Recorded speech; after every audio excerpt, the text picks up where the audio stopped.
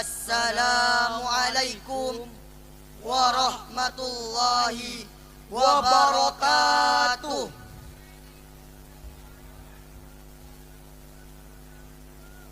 Bismillahirrahmanirrahim. Alhamdulillahi rabbil alamin. Wa bihi nasta'in ala umurid dunya waddin. Wassalatu wassalamu ala asrafil anbiya wal mursalin Sayyidina Muhammad wa ala alihi wa sahbihi ajma'in. Amma yang kami muliakan para alim ulama, para kiai, para ibu nyai, ustadz, ustadah, serta segenap keluarga besar Pondok Pesantren Khairul Ummah. Dan tak lupa pula yang kami muliakan para bapak-bapak dan ibu-ibu, yang mana para bapak-bapak yang hadir ini pastinya ganteng-ganteng, dan yang ibu-ibu pastinya cantik-cantik. Dan tak lupa pula yang kami hormati segenap aparat desa yang telah hadir di tengah-tengah kita. Pertama-tama dan yang paling utama sebelum yang kedua, marilah kita panjatkan puja dan puji syukur kehadirat Allah Subhanahu wa ta'ala yang telah memberikan nikmat kepada kita berupa kesehatan jasmani dan rohani, sehingga kita dapat berkumpul pada acara haflatul imtihan yang keempat. Allah memang benar-benar maha adil, hingga kita diciptakan berpasang-pasangan. Allah memang benar-benar maha pintar, hingga perempuan Allah jadikan terlihat romantis. Alis matanya bagai semut yang berbaris-baris, senyumannya yang manis membuat iman semakin tipis, hingga cowok yang bercelana nicis membuat isi dompetnya menipis. Yang kedua kalinya, sekelumit sholawat serta salam semoga tetap tercurah limpahkan kepada junjungan alam, seorang pahlawan yang tak pernah makan bakwan, seorang proklamator yang tak pernah naiki motor, yakni Rasulullah Sallallahu ala Muhammad. sallallahu ala Muhammad Sallallahu alaihi wasallam. sallallahu alaihi wasallam. Berkat beliaulah kita hidup tenang tanpa perang, hidup rukun tanpa pentungan. Hadirin dan hadirat rahimakumullah, kita berada di zaman kebebasan, yaitu zaman di mana nilai-nilai keagamaan yang kita anut sudah tidak menjadi bingkai kita dalam berperilaku. Pergaulan bebas merupakan sesuatu yang marak terjadi saat ini. Ini merupakan penyakit yang menyerang pribadi generasi muda bangsa ini. Mereka, orang-orang yang tidak bertanggung jawab, berusaha merusak mental para remaja apapun caranya, tanpa memperdulikan batasan yang telah ditetapkan oleh agama, lingkungan sosial, dan hukum. Islam telah mewajibkan laki-laki dan perempuan untuk menutup auratnya. demi menjaga kebersihan diri dan kehormatan hati. Aurat merupakan anggota tubuh yang harus ditutupi dan tidak boleh diperlihatkan kepada orang yang bukan mahramnya. Aurat yang harus ditutupi oleh umat Kanjeng Nabi Muhammad ada dua aspek, yaitu bentuk tubuh dan kulitnya. Artinya, pakaian yang dikenakan tidak boleh ketat sehingga aman di mata orang yang memandang. Juga tidak boleh tipis sehingga memperlihatkan leku anggota tubuh. Bukan pakaian yang tebus pandang alias you can see. Dalam pergaulan dengan lawan jenis, hendaklah jaga jarak sehingga tidak ada kesempatan terjadinya kejahatan seksual yang dapat merugikan diri pelaku, keluarga dan masyarakat sekitar. Oleh karena itu, dalam kesempatan yang berharga ini, izinkanlah kami untuk menyampaikan syarhil Quran yang berjudul Tantangan Global dan Pergaulan Bebas. Hadirin dan hadirat rahimakumullah. Allah berfirman dalam Al-Quran surah Al-Isra ayat 32 dan surah An-Nur ayat 30 yang akan dibacakan oleh qori berikut ini. A'udzu billahi minasyaitonir rajim.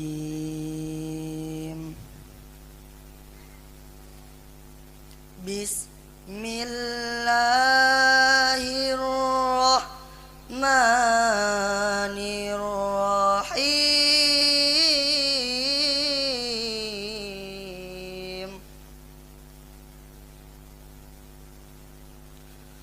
Wala taqrabuz zina innahu kana fahisha wa sa'a sabila.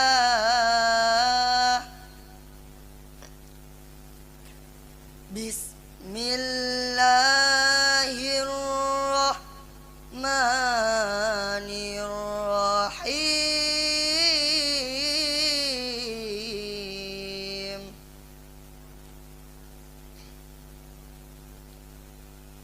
Qul lil mu'minina yaghuddu min absarihim wa yahfazu furujahum.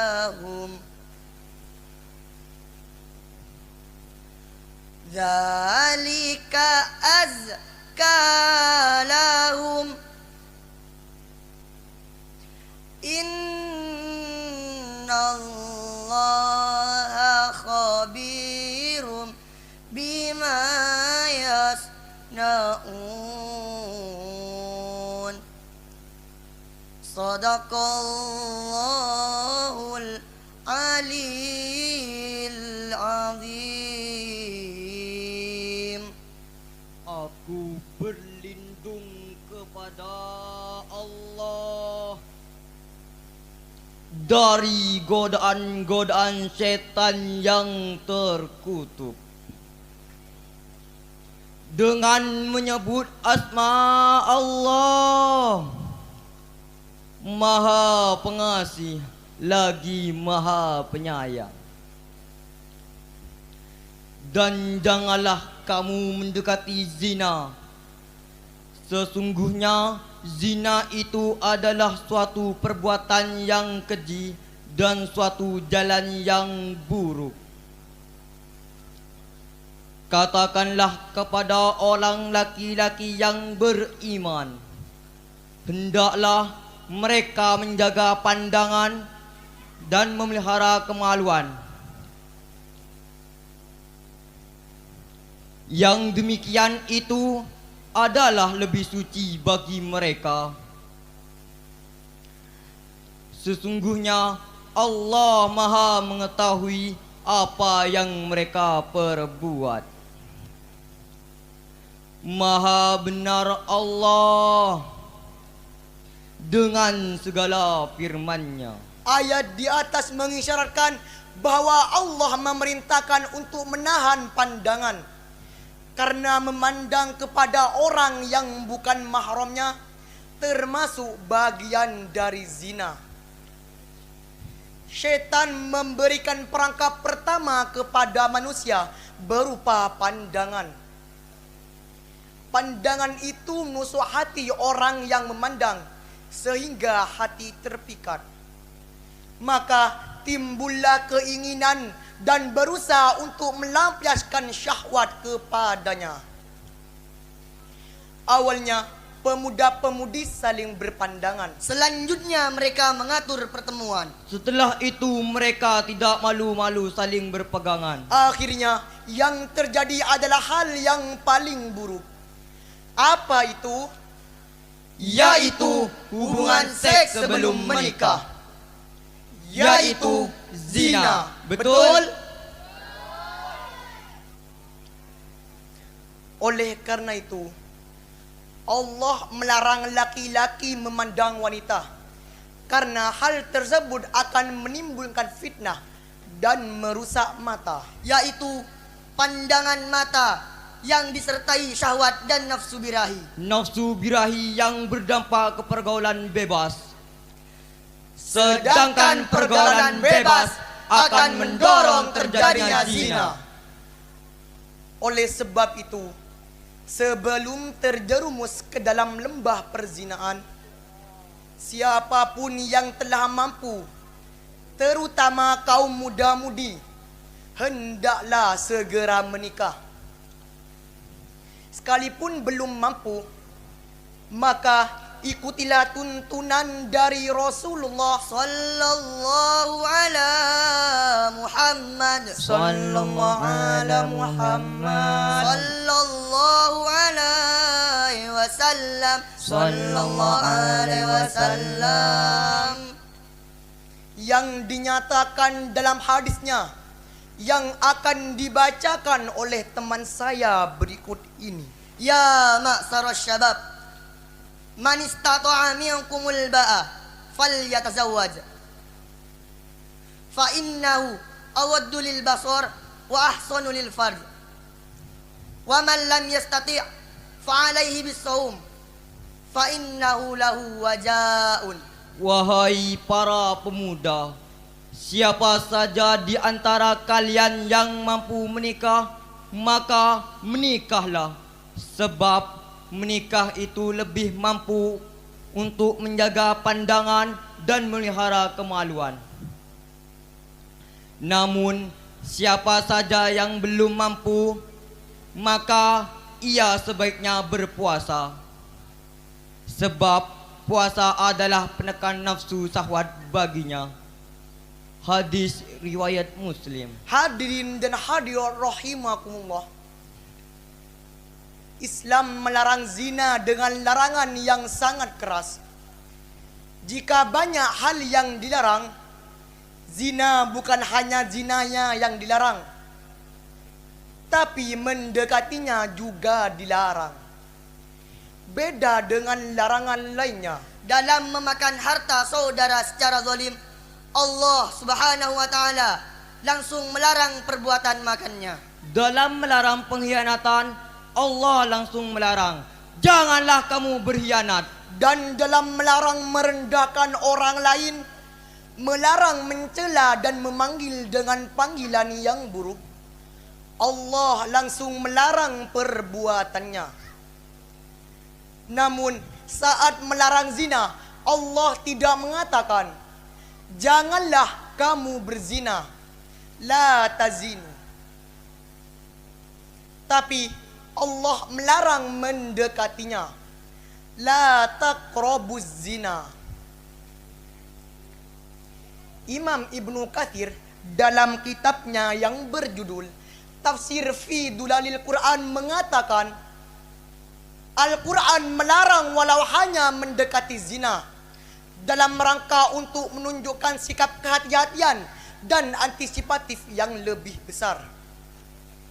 Oleh karenanya, Islam menerapkan hukum untuk mencegah perbuatan zina. Islam melarang ikhtilat, campur baurnya antara laki-laki dan perempuan. Islam melarang khalwat, laki-laki berduaan dengan perempuan yang bukan mahramnya. Islam melarang membuka aurat agar manusia tidak seperti hewan. Islam melarang pacaran agar tidak terjerumus ke perzinaan. Islam melarang zina untuk menjaga keturunan. Jangan dekati zina. Artinya segala sikap dan tingkah laku yang dapat mengantarkan kepada perzinaan janganlah dilakukan, hendaklah dijauhi. Hadirin dan hadirat rahimakumullah, sebelum syahril Quran kami akhiri, izinkanlah kami untuk menyampaikan sebuah pantun. Orang dahulu hidup di dalam goa, sementara biawak hidup di dalam rawa. Ikuti perintah orang tua, selesai sholat jangan lupa doakan mereka. Janda muda jangan suka keluyuran. Janda tua tinggalnya di mana? Masih muda jangan suka pacaran. Entar tuanya suka berzina. Na'udzubillah, summa na'udzubillah. Demikian syahril Quran yang kami sampaikan. Semoga bermanfaat bagi kita semua. Mohon maaf atas segala kekurangan. Terima kasih untuk semua yang mendengarkan. Wallahul muwafiq ila aqwamit thoriq. Summa assalamualaikum warahmatullahi wabarakatuh. Waalaikumsalam warahmatullahi wabarakatuh.